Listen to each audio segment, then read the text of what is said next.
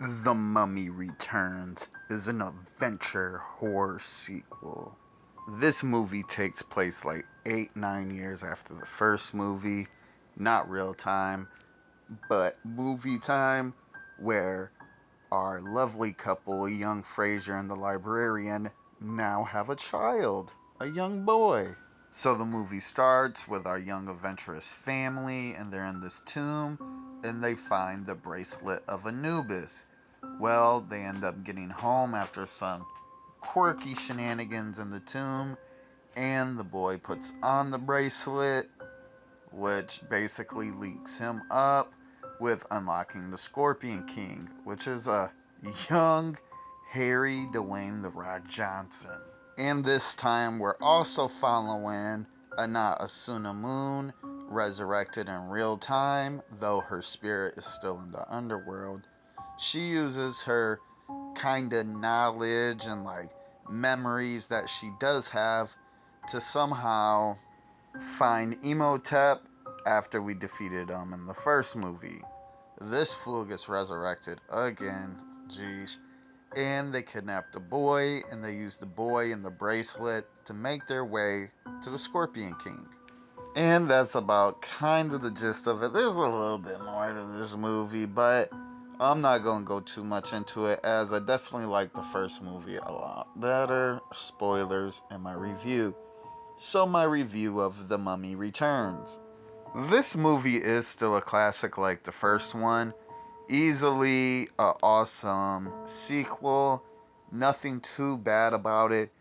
But I just didn't like the story as much, as the story kind of deals with like young Fraser and the librarian kind of being like reincarnates, and everything's kind of destined to happen and all that fancy shenanigans, but nonetheless, it's still really good.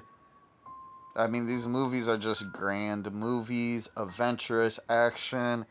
I would say maybe this is a little less of a horror vibe.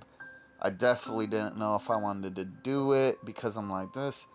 I feel like the first one's definitely has that horror vibe to it, while this one kind of didn't. But then there are some parts that do, like in the very end when they're in the tall grass and they kind of pay homage to Jurassic Park. I would say that's kind of horror, and like there's some parts it's still the Mummy. You know, the story is still kind of a horror story, even though it's not no blood and gore or nothing.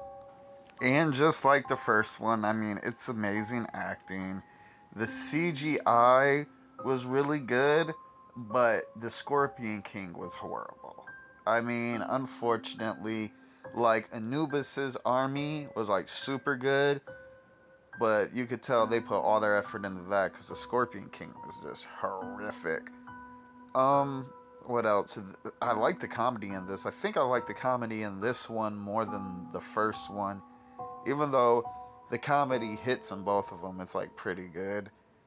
Yeah, just legacy movies that created a cinematic universe. The Mummy, I mean, what can I say? There's like a whole bunch of them, and then a whole bunch of the Scorpion King spin offs. But unfortunately, I will not be doing any more after this, as I was not a fan when they changed the main lady. She doesn't come back, the librarian lady. I don't know the actress's name, I'm sorry. But they replace her. Also, was not a fan of the Scorpion Kings, and I was not a fan of Tom Cruise's remake. So, this is the last of the Mummy series for me. But with that being said, my recommendation that this is a must see after you watch the first Mummy. Back to back, these are bangers. Highly recommended. Enjoy.